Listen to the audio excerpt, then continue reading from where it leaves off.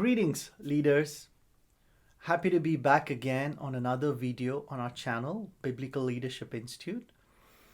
I've been wanting to talk about the controversy revolving around whether Christians should or should not take the COVID-19 vaccine.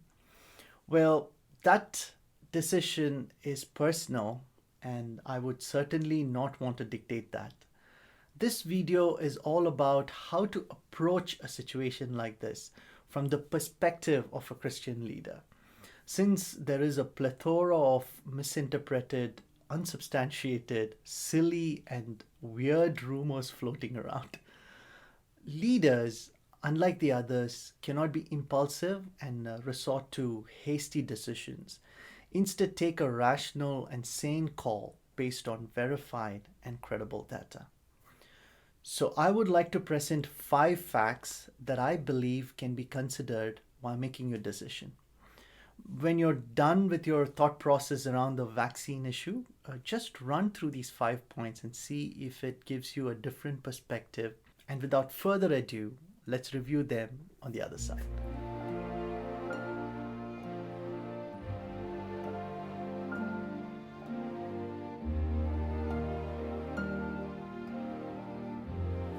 Fact number 1: Christianity and the infamous legacy of denying scientific advancements.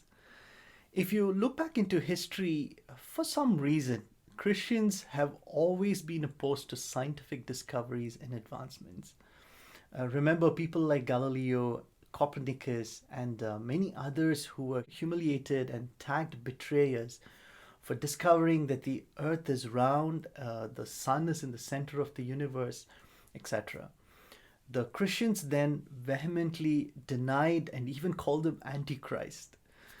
Even today, we have groups like the Flat Earthers and the QAnons who believe weird stuff and completely renounce science and advancements.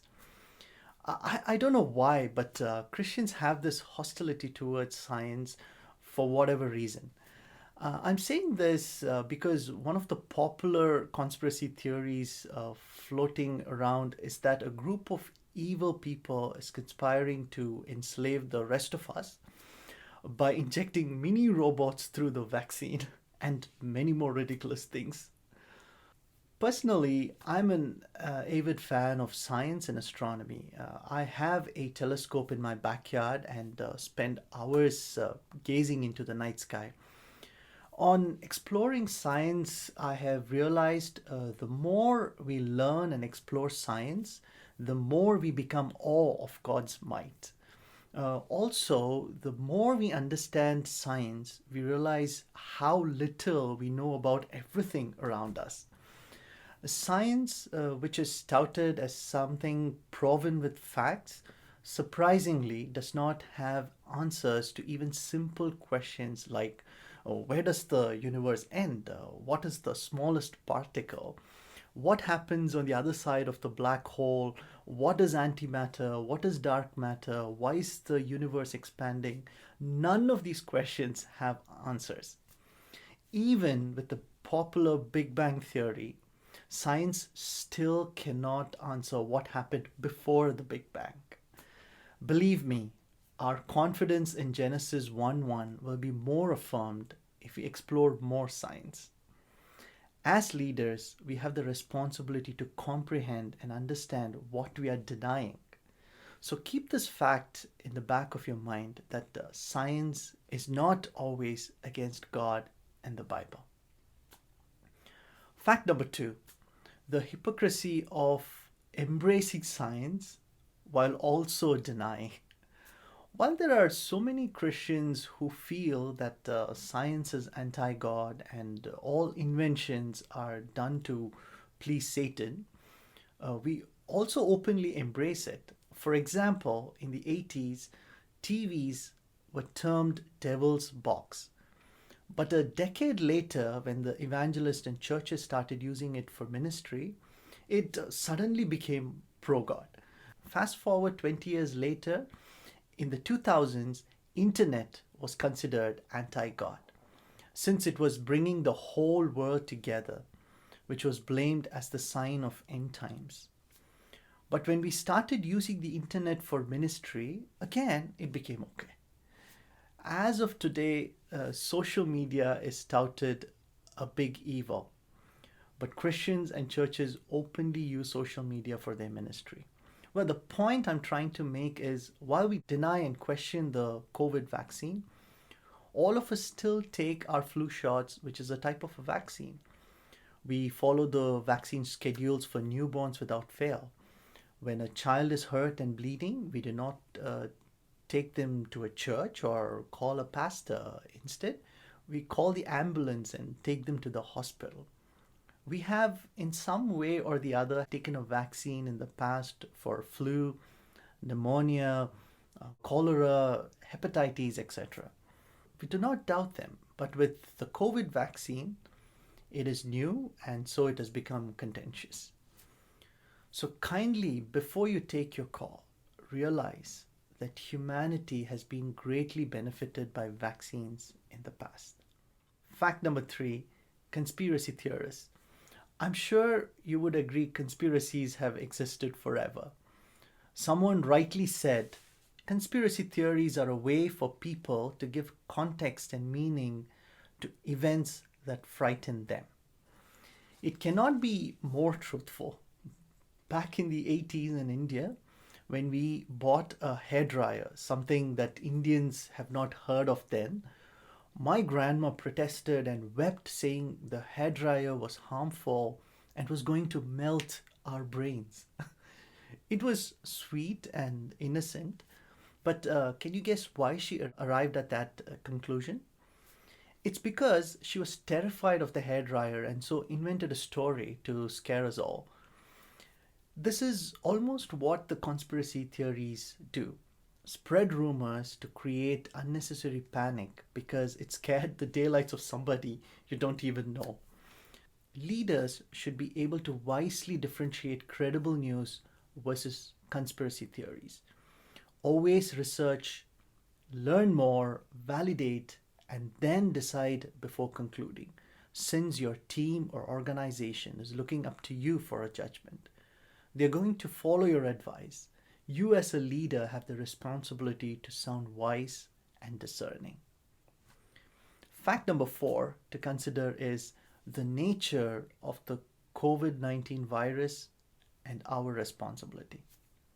The studies regarding the virus so far have concluded that the COVID-19 variant has a peculiar characteristic. It stays dormant in a human body for up to 2 weeks before infecting the host. In those 2 weeks, though dormant, they spread. This is the single most trait that makes it deadly. All other viral infections we know until now show immediate symptoms. People generally isolate or seek medical advice as soon as possible, but not so for the COVID-19 virus. This is exactly why the medical bodies are pushing for masks in public places. It's not only to protect us from contracting the virus, but also keep us from infecting others.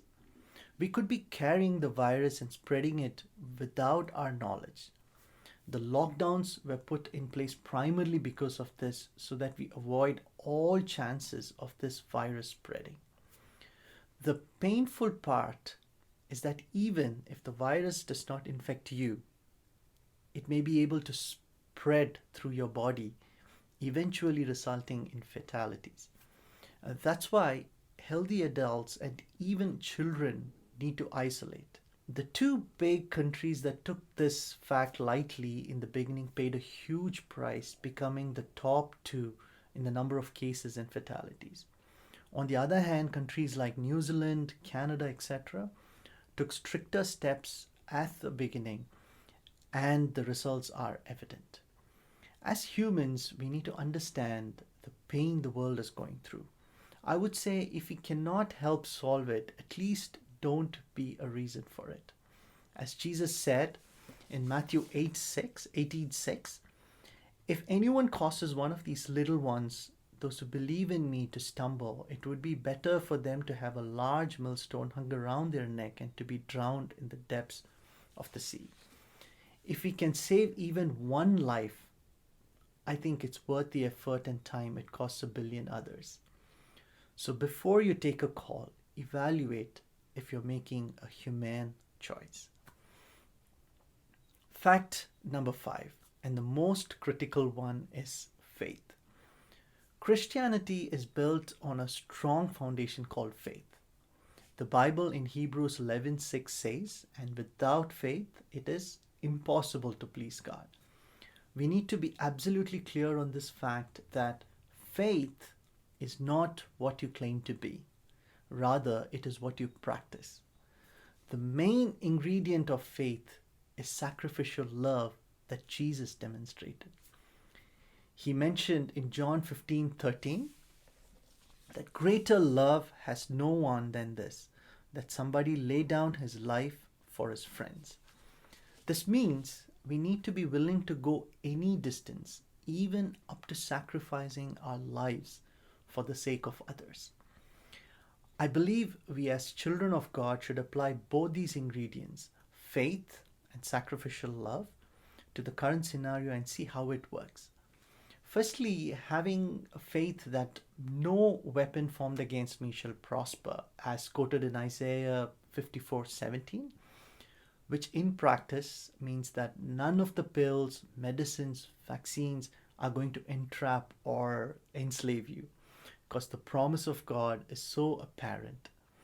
Remember Mark 16:18, it says, "They pick up snakes with their hands, and when they drink deadly poison, it will not hurt them at all."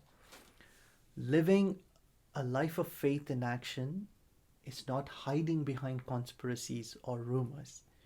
Instead, it is taking a step of faith, saying, "I trust God will take care of me." Also doing things sacrificially, so even at the cost of our lives, we make others live. So consider your faith and love that we're supposed to demonstrate in a circumstance like this. I repeat, even if one life can be saved, it's worth the entire effort of the world wearing masks or taking all precautions that are due. Every life is precious. So leaders, please consider the 5 points of which, in summary, Christians and their hostility towards science, our hypocrisy of using science while denying it, conspiracy theories which are not new to us, COVID-19 is a serious threat, and finally, demonstrate faith and sacrificial love like Christ Himself. Do your analysis and determine what your decision is going to be. If you're still not convinced, explore until you are, since there is a group of people looking up to you and trust that their leader has the right wisdom. So be responsible and also be accountable for your decisions. May God bless you and shower you with His wisdom. Thank you. For more videos like this, please hit the subscribe and bell icon. And also, if you want to read my book, 10 Pragmatic Leadership Principles from the Bible, the link is in the description. And until we meet again in a video like this is John signing off. God bless you.